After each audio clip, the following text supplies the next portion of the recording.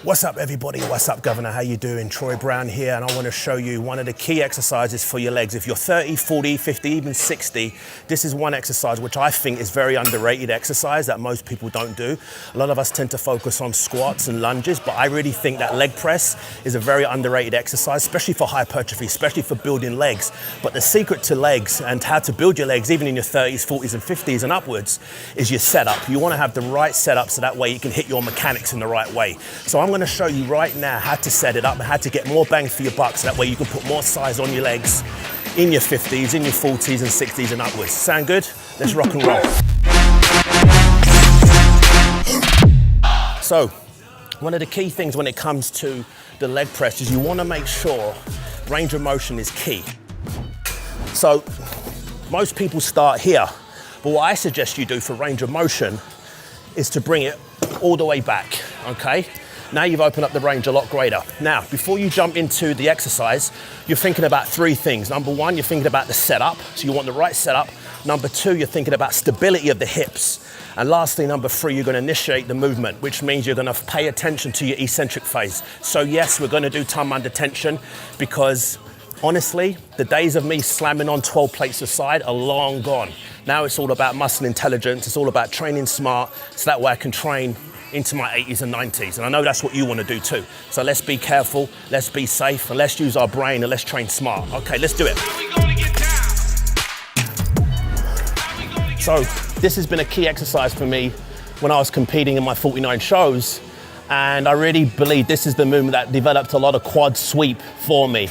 Yeah, I'm a kind of person that has decent genetics. However, for the person that doesn't have great genetics, you've got to think about time under tension and you need to think about range of motion because any pro bodybuilder, look at Ronnie Coleman, look at Branch Warren, all these freaks of nature, no matter what they do, they can look at a weight and grow.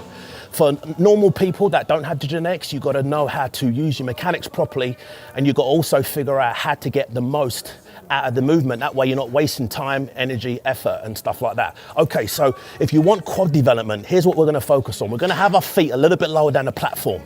Lots of people prefer a higher position. I find a higher position puts a lot of emphasis on the hamstring and glutes. What we want to do is really target those outer quadriceps, okay?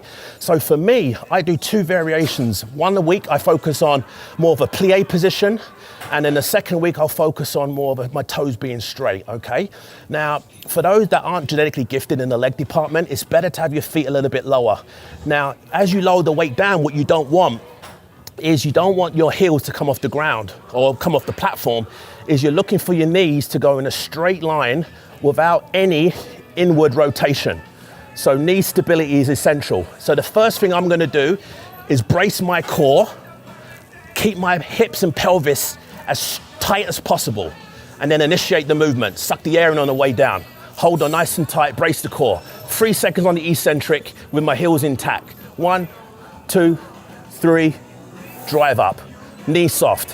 1, 2, 3. So in this position here, I don't want my heels coming off the platform.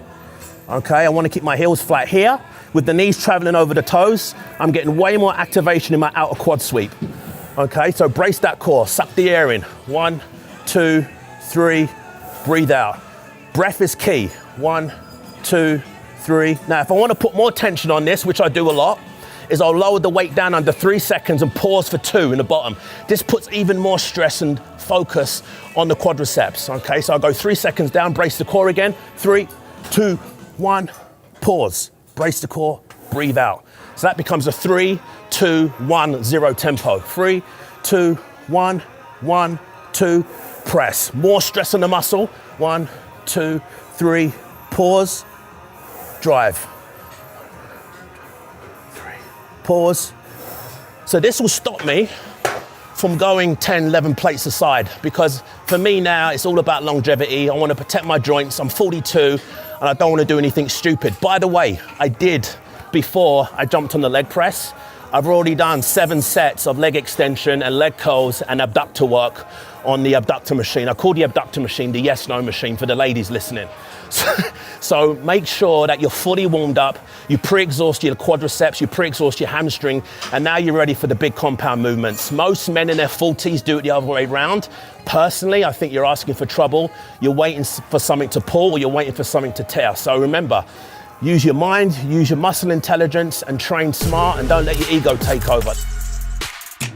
So a couple of common mistakes, not a couple, there's a few of them, but the common mistakes that you got to look out for, landmines to look out for, is foot placement, obviously. So I'm trying to focus hypertrophy on my quads, right? I want muscle.